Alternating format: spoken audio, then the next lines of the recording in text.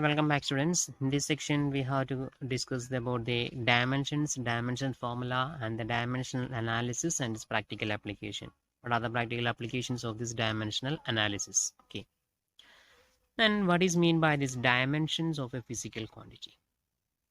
The dimension of a physical quantity means it is the powers or the exponential to which the base quantities such as mass, length, time are raised to express that particular physical quantity. That means which physical quantity we are considering, that physical quantity can be expressed in terms of these in terms of the fundamental or base quantities such as mass, length, and time. In mechanics, almost all the physical quantities are possible to express in terms of this mass, length, and time. So that physical quantity which we are considering, that is how represented in terms of these mass, length, and time. Then that is expressed as the powers or the exponentials of this mass, length, and time. Then how that is related, that is actually give the dimensions of a physical quantity. Then normally the dimensions are represented within a square bracket, and for this mass, length, and time, that is a basic quantities we are using to express the dimensions of any physical quantities in mechanics. Okay. And the dimension of this mass is expressed as capital M inside a square bracket, and dimensions of length is expressed as this capital letter L inside a square bracket, and dimension of time, that is expressed with the capital letter inside a square bracket. Okay. M, L, and T are the dimensions of this mass, length, and time. Then for example, we can consider this dimension of a physical quantity such as area as a physical quantity. An area is obtaining as the product of this length and breadth. And length is a quantity, and that is obtained in terms of this length. Okay.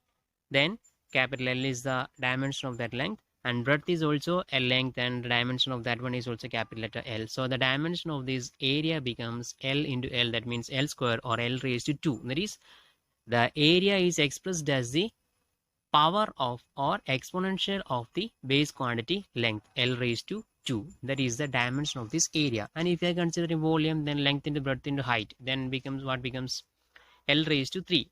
Length into breadth into height. So L into L into L, that becomes L cube. So the L raised to 3 is the dimension of volume with the physical quantity. Okay.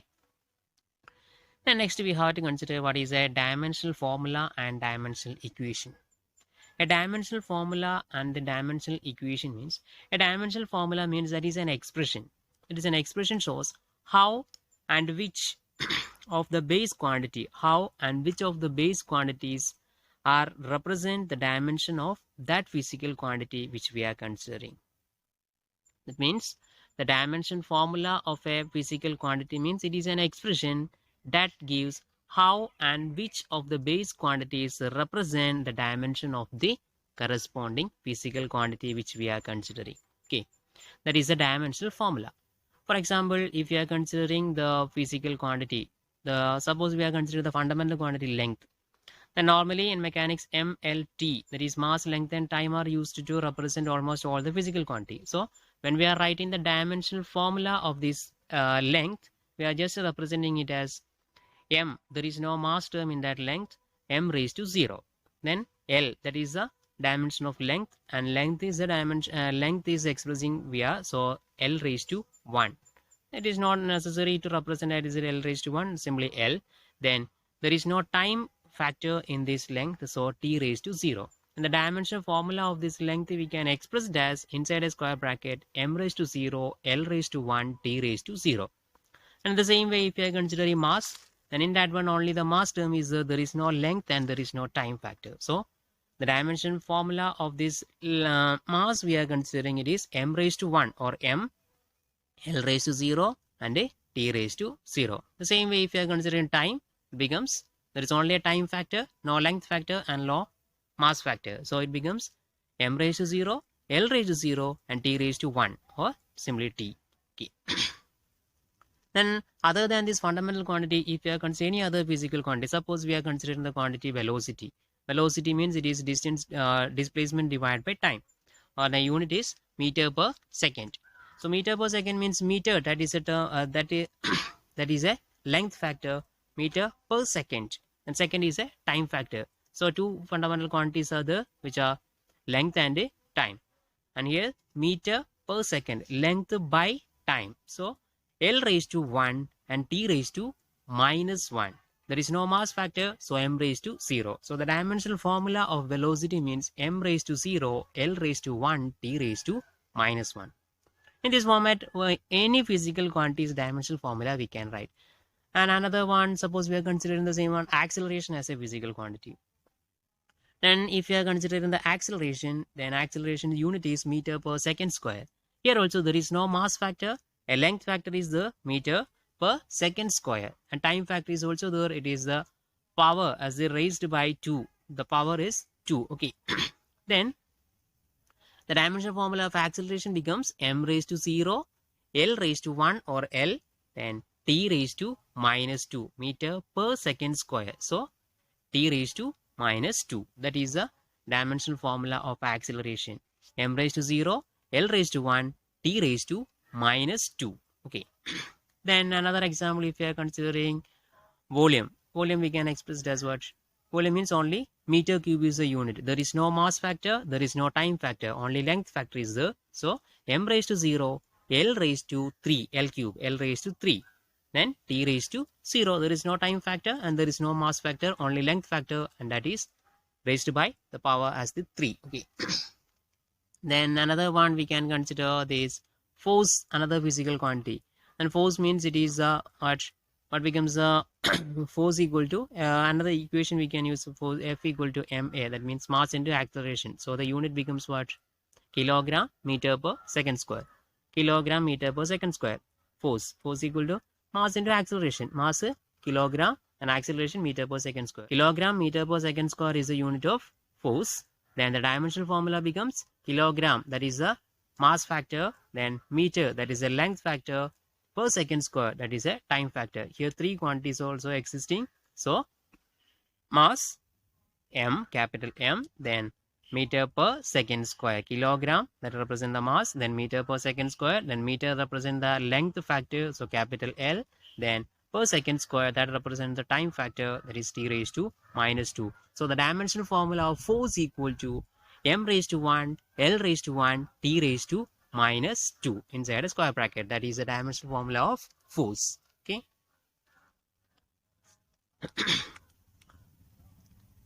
And the dimensional equation means just when we are expressing this dimensional formula in the form of an equation. That means the dimensional equation means an equation obtained by equating the physical quantity with the dimensional formula. That means just previously we considered the example as force. Last example we are considering as force. And the dimensional equation means just equating that quantity with the dimensional formula. That means F equal to, inside a square bracket, m raised to 1, L raised to 1, T raised to minus 2. F equal to, that is a dimensional equation. That is an equation which equating that physical quantity with the dimensional formula of that physical quantity. That gives a dimensional equation. Okay. Then the dimensional formula of volume, what becomes? It is V equal to what? M raised to 0, L raised to 3, T raised to 0. And if you are considering the dimensional formula of acceleration, that A equal to acceleration A equal to M raised to 0, L raised to 1, T raised to minus 2. Okay, that is the dimensional equation. And the next section we have to consider what is the applications of these dimensions. Normally, for which purpose we are using these dimensions. Then mainly three applications are there. One is to check the dimensional consistency of an equation. And another important application is in order to derive or obtain the relationship between different physical quantities. And one more application is there, but that is not included in our syllabus. There is another application is in order to change the unit. That means one physical quantity we can change from one unit to another unit. Different types of system of units are there. It is possible to convert from one system to another system. And that purpose also we are using the method of dimensions. And in this chapter, we are only required to consider the two applications. One is to check the dimensional consistency of an equation and also in order to obtain the relationship between different physical quantities. First, we can consider the first method, that is in order to check the dimensional consistency of an equation. That means different physical equations are available. The dimensional consistency checking means just checking the validity of an equation using the method of dimensions. And just we are checking the consistency of that equation using the method of this dimension. Just equating the LHS and RHS. Suppose we are considering an equation, the equation which we are familiar from Nernst standard itself, equations of motion. The first equation we can consider v equal to u plus at. The final velocity will v equal to initial velocity u plus acceleration into time. Okay, in that equation, that is an equation, and using the method of this dimension we can verify this equation. That means whether that equation is right or wrong. The consistency of that equation we can verify. But in this method there exists limitations existing that we can mention last. Now first, how we can verify this one? Just equating the LHS side and RHS side. Dimensions of this LHS and RHS we are considering. If the LHS and RHS are equal, then that equation is a dimensionally valid one. Then the limitation we can mention, if an equation, suppose that equation passes the dimension test, we can't say that that equation is a 100% genuine one, because there exist some dimensionless quantities and functions, such as dimensionless functions and quantities means trigonometric functions, then logarithmic functions, exponential functions. These types of functions are, there is no particular dimensions, and these particular quantities are existing in some equations. In that time there will be a variation in the LHS and RHS. So it is not possible to say that if an equation passes the consistency test of this method of dimension, we are unable to say that that equation is a 100% genuine one. But it is, surely we can say that that equation is a wrong one if the dimensional analysis test becomes wrong. That means the LHS and RHS are not equals in a dimensional analysis check. Surely we can say that that equation is an invalid one. That is, there is no consistency for that equation. But if it is becomes, or if that equation passes the consistency test, it is not possible to say that that equation is a surely a genuine one. Okay, and also one more thing, that is, there exists a same dimensional formula for different physical quantities. Just these examples we can mention later. Just for example, work and energy, two physical quantities, but when we are writing the dimensional formula, both have the same dimensional formula. Okay, that is also becomes under the limitation of this dimensional analysis. Okay, then that is the first application. That means to verify the consistency of an equation using the method of this dimension. Okay, and just an example, again we can consider that same equation, v equal to u plus at. The LHS means what is velocity, and its dimension is meter per second. Then its dimension becomes m raised to 0, l raised to 1, t raised to minus 1 meter per second. Then considering the RHS side, that is u plus at. U means that is the initial velocity, and velocity means meter per second. That's the dimension becomes what? M raised to 0, l raised to 1, t raised to minus 1. Okay, plus then second term a t, acceleration into time. Acceleration means it is meter per second square into time, that is second. Then that second square and this second, then that 1 second terms cancels, and the remaining one is meter per second, and again the dimension becomes m raised to 0, l raised to 1, t raised to minus 1. Then LHS side is m raised to 0, l raised to 1, t raised to minus 1, and RHS is also obtained as m raised to 0, l raised to 1, t raised to minus 1, both the terms. Next, suppose we consider an equation v equal to xt. V equal to xt. Already we know that that is an invalid equation. Okay, just we can check whether the dimensional, using the dimensional method we obtain the same result. V equal to xt. Then in the left side, LHS becomes what? V, velocity, meter per second, and its dimension becomes what? M raised to 0, l raised to 1, t raised to minus 1. And comes to the RHS, that is x into t. X means distance, t means it's a time. Okay, then distance, that is becomes the length, and t, that is a time. Then what will become the dimension of this RHS? RHS dimension becomes, there is no mass term, m raised to 0, and length term is exist, then l raised to 1, and time term is exist, t raised to 1. X into t, length factor and time factor is there. So m raised to 0, l raised to 1, t raised to 1. Then LHS is already obtained as what? velocity, that is m raised to 0, L raised to 1, T raised to minus 1. When comparing the LHS and RHS, that is not equal. So that equation is an invalid one. Okay. The same way, we can check the consistency of this equation. If that equation fails the consistency test, that equation is an invalid one. And if the equation passes the consistency test, it is not possible to say as the 100% guarantee for that equation is not possible. Okay. Then the next we are considering the next application of this dimensional method or the method of dimension, that is obtaining the relationship between different physical quantities. And how we can obtain the relationship between different physical quantities. Suppose we only know that a particular physical quantity is related to some other physical quantities, but it is how it is related that is we are unknown. Then how we can obtain the particular relationship between that one? With an example we can verify that one. Okay. Then that example we can consider the same situation which you are familiar from the 9th standard. You may be familiar the simple pendulum situation. Then for the simple pendulum, the time period of oscillation, that means the bob is oscillating. And using that simple pendulum method, you obtain the value of that acceleration due to gravity for that particular place. G value, small letter g, 9.8 meter per second square. That value is obtained. Okay. And the same simple pendulum experiment situation here also we can consider. And we know that the time period of that oscillation or the oscillation time period depends upon the length of the pendulum. That means from the center point of that bob to the fixing point of that string, and length of that pendulum, small letter L, and it is also related to the mass of that bob or mass of that pendulum bob, and we can consider that is related to the acceleration due to gravity of that particular place. Okay, small letter g. That means the time period is depends upon mass, length, and acceleration due to gravity.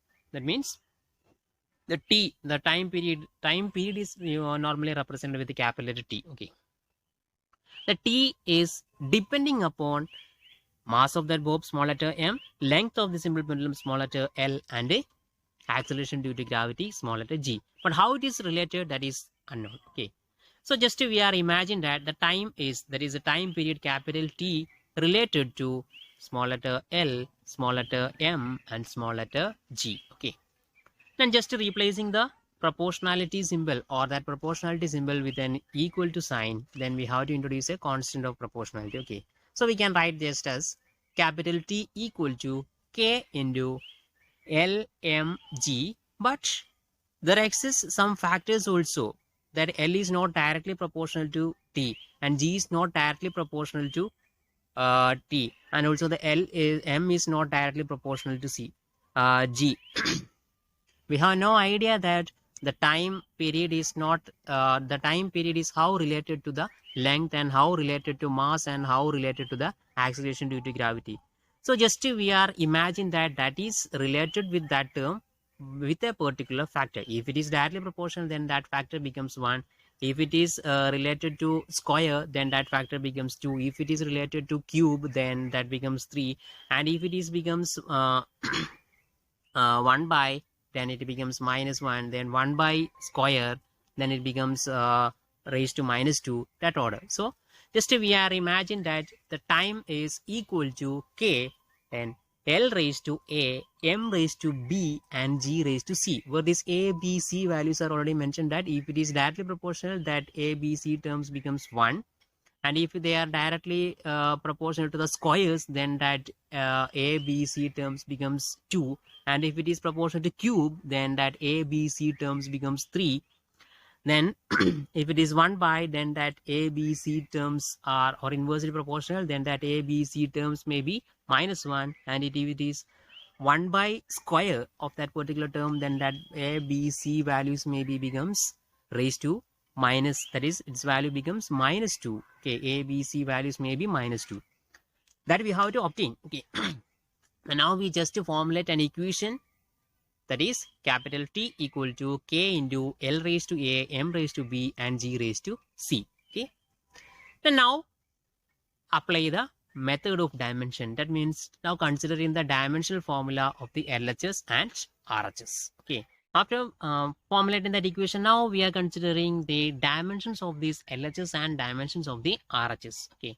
Then in the LHS, what is the time period? Time period, for that time period, there is no mass factor, there is no length factor, only time factor is there. So the dimensional formula becomes m raised to 0, L raised to 0, T raised to 1. Okay, that is the dimensional formula of LHS.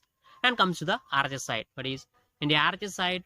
It is K, that is a constant, there is no dimension we are given. Okay, then L raised to A, M raised to B, and G raised to C. Okay, and that M, that is a mass factor, there is no length and time, so the dimension of that L becomes what?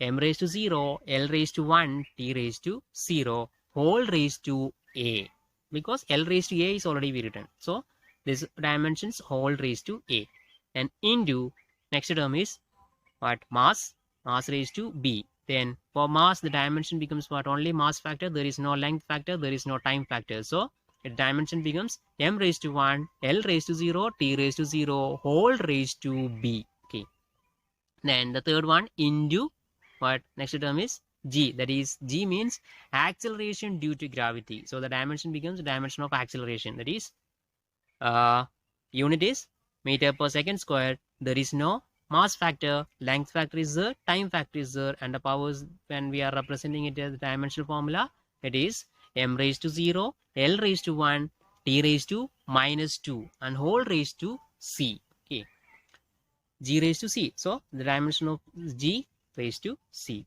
And just expanding that brackets, then what becomes K into all the dimensions we are considering, that is then m raised to B, only the mass term is existing in once, that is in the place of that B, so m raised to B, then L, length exists in that two terms, so L raised to A plus C, then T raised to T exists in place of that G, so T raised to minus 2C. Okay, that becomes the dimension when we are rearranging that one. And after this, we have to equating the dimensions of each term in the LHS and RHS. When we are considering the mass term, then when we are equating the LHS and RHS, m raised to 0, LHS, there is no mass term, m raised to 0 equal to, in the RHS, m raised to B is m raised to 0 equal to m raised to B means B value equal to 0. Okay. Then next, when we are equating the dimension of L, what becomes? In the LHS side, there is no length factor, so L raised to 0 equal to, in the RHS place, it is L raised to A plus C is L raised to 0 equal to L raised to A plus C. So we can write A plus C equal to 0. A plus C equal to 0. Okay. Keep it there. Then next consider the third one, that is dimension of time. Okay. Dimension of time, LHS, only the time factor is there, so T raised to 1. The T raised to 1 equal to what? In the RHS side, it is T raised to minus 2C. T raised to 1 equal to T raised to minus 2C. That implies what? 1 equal to minus 2C, therefore C equal to minus 1 by 2. C equal to minus 1 by 2 and B equal to 0 is already obtained. Then using this using this B and C value, we can find the value of A, and that A equal to what? We obtain 1 by 2.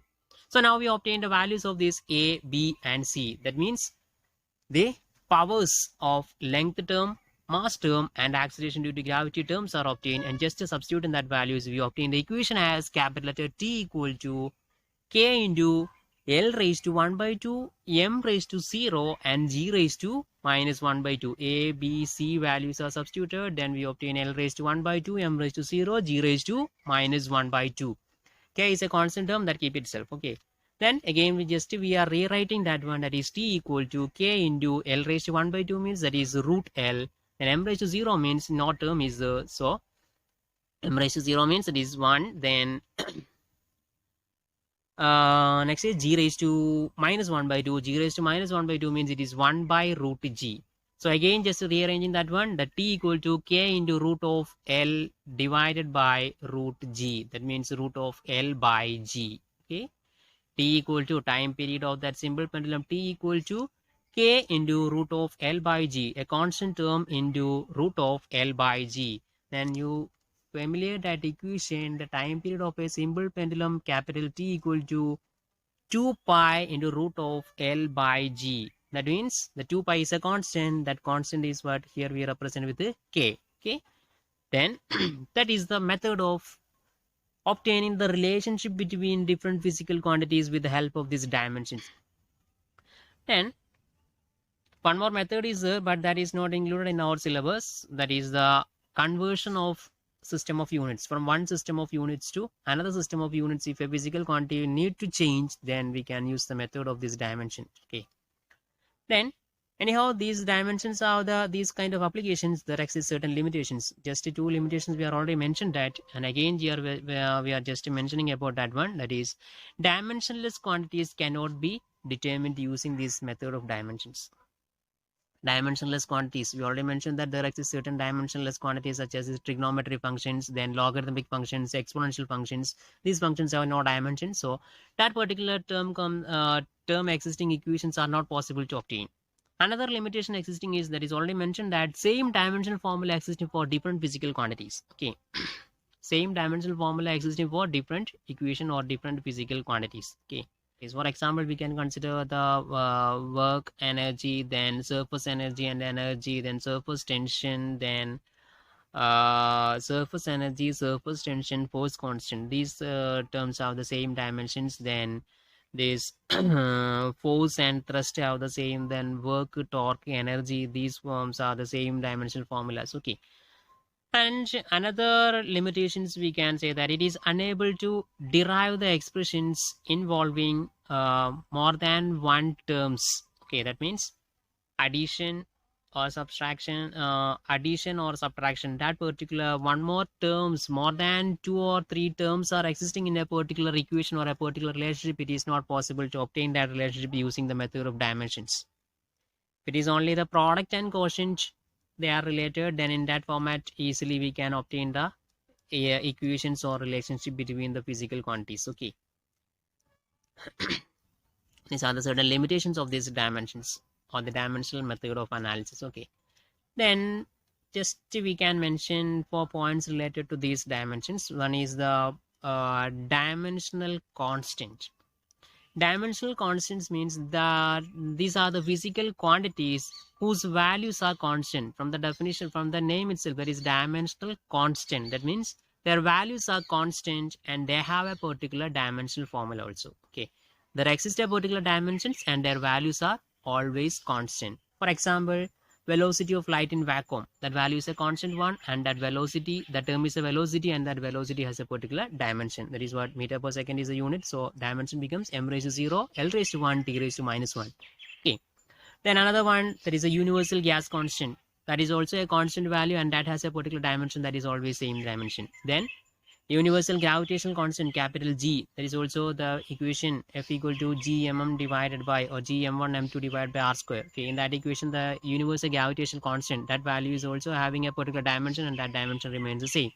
Then Planck's constant, H value, that is also a constant value but they have a particular dimension and that value remains the same. That is the dimensional constant, the physical quantities which has a particular fixed dimensional value and also a dimensional formula. And the next one is a dimensional variables. Dimensional variables means what? From the name itself, it is possible to identify that is they are the physical quantities having a particular dimension, but their values are varying. Dimensional variable. They have a particular values, but that values are varying, and that consists of a particular dimensional formula. For example, this area, volume, then velocity, acceleration, force, work, power, almost all these physical quantities. The values are changing with respect to the instance, but the dimensional formula will be the same. Okay, dimension, they are known as the dimensional variables. Okay, then another one, it is dimensionless constant. That means the values or the physical quantities which has no dimensions but their values are constant. Okay, physical quantities, there is no dimension and values are constant. For example, all the whole numbers 1 2 3 etc, all these numbers, then a pi, that is almost all the equation, this pi comes. Okay, then that particular terms have the constant value and there is no dimensions. Okay, and the last term is dimensionless variables. Dimensionless variables means what? There is no dimension and there is no constant value. The values are changing and there is no dimension. And dimensionless variables means the quantities whose values are variable and also there is no dimensional formula or there is no dimension, such as the quantities we can consider examples as these angles. There is no constant value and there is no dimension. Okay. Then strain, then specific gravity, then refractive index. These particular terms are there is no dimension and there is no fixed value. Okay, these are the dimensionless variables. Okay, just to keep in mind these four terms also. That's about the dimension, dimensional formula, dimensional equation, and applications of this dimension. Okay, in this physics.